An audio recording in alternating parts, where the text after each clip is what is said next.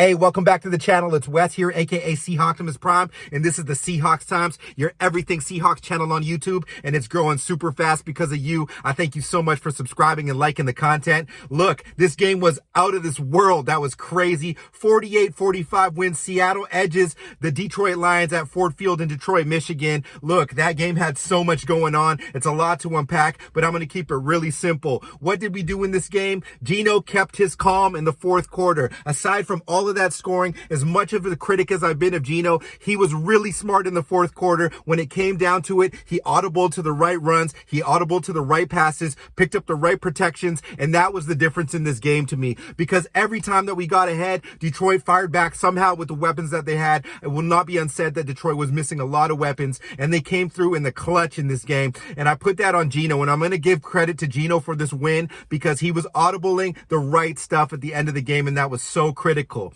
So many highlights in this game. You know, one thing that we have to address here is that we have huge gaps in our defense. I'll go with the negative. Cody Barton absolutely needs to be subbed out. I don't care if it's Vi Jones. I don't care who plays there. I understand there was a couple of people banged up, but we need to find a will linebacker that can at least make some tackles and help Darrell Taylor off the edge, who was not able to set an edge to save his life. Also, Josh Jones, you're in the hot seat. I want to see more Ryan Neal or bring up one of these young guys, Nelson, whoever it is, because Josh Jones can just not cover tight ends down the field. He is a good tackler in like big hitting tackling, but when it comes to coverage, guys like TJ Hawkinson cannot have games like that moving forward, specifically in the NFC West where you face a lot of really good tight ends. So that's a lot of the negatives. Some of the other negatives defensively, you know what? We're just giving up too many yards, period. Once again, it seems like simple type of coverage sets pre-snap. We're getting back to those old ways and letting guys get open in zone coverage. But let's go to the positives of the defensive side.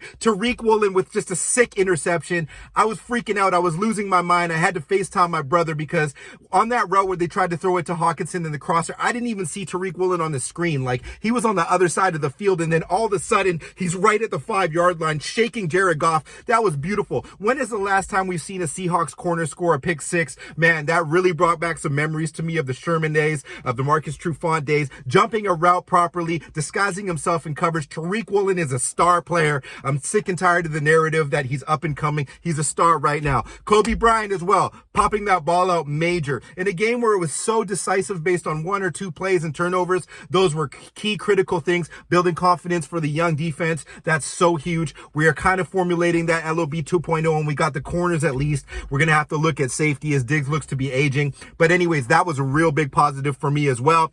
They started to tackle the game. They started tackling pretty good, but as it got away from them, got to the bad tackling habits again, just weren't in the right positions. So a lot to look at for Clint Hurt and them. Offensively, miraculous. DK Metcalf coming out with a huge breakout game today. I know that this team was dinged up, but he did call out Okudah pregame, didn't call him out for being bad, but said, look, without Tracy Walker, without safety help, what he was saying is going to go off. And he did. The only time that he went out of the field was he was getting taken on a cart for going to the bathroom, because he was literally dumping on the Detroit Lions secondary. Literally. I was laughing my tail off at that one. He had to go off to the bathroom on a cart. I was like, is he hurt? You know how it is, guys. Anyways, so Metcalf with over 140 yards, no TDs, but just annihilated Okudah in that secondary. That was a big breakout game. They found their rhythm. Look what happens when you give DK the ball in positions where he can run after the catch. Massive. Rashad Penny, massive, awesome game. Finally realizing we don't have to run A gap, B gap. We can run outside, and guess what? When you isolate Rashad Penny on a will linebacker, even a Mike linebacker, he's going to destroy them and get outside, and there's no safeties or corners that can deal with him. He's going to have huge games. Ken Walker still showing signs of life. He's a little bit too jittery in his cuts and stuff like that, but once he figures out how to one cut and just go outside, this is going to be a nasty running game, and it's only going to get easier as it gets going. Man, Abraham Lucas playing all pro. What a revelation. I'm so happy about him. Not a lot of pressure on Geno today, and they do have a good rush, so I'm really excited about that. Even though their linebackers aren't strong, their D-line is very strong with Detroit, so that was an awesome thing too. So I'm happy to see that. Yeah, so ultimately, we were supposed to win this game. We weren't supposed to give up 45 points. I get it. The defense is still atrocious in run defense,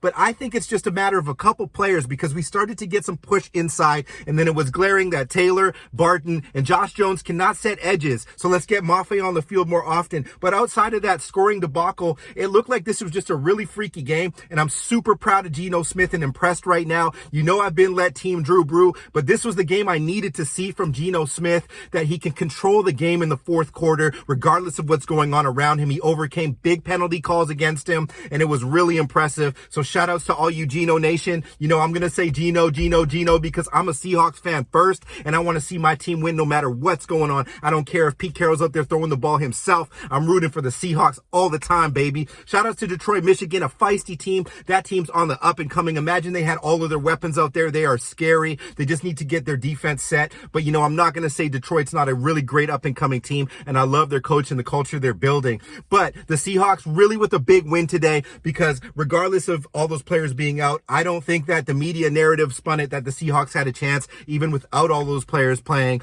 But it's been a really, really great thing to get the run game going, get a few interceptions and watch or a couple turnovers. And I've been really wanting the young guys to develop and gain some confidence. So going to the next 3 weeks, these are some winnable games. You know, you got the Cardinals a couple times. You got the Chargers, who don't look amazing right now, as you know, Herbert's nursing those ribs, and you got a couple other winnable matchups coming up here. So let's see what happens. Let's keep the momentum going. And you know what it is? As team led Drew Brew, today I got to say Geno, because he looked amazing out there. I love you 12s. I'm excited. I'm going to watch this game again, and if I have to do another video about it, I'm going to. But there's just so much to talk about. Man, did the tight ends look great today. You guys tell me what you think was awesome about this game today and what was negative. But all you negative Nancys, just calm down, man. We're 2-2 right now in a wide open NFC, and it's looking pretty crispy right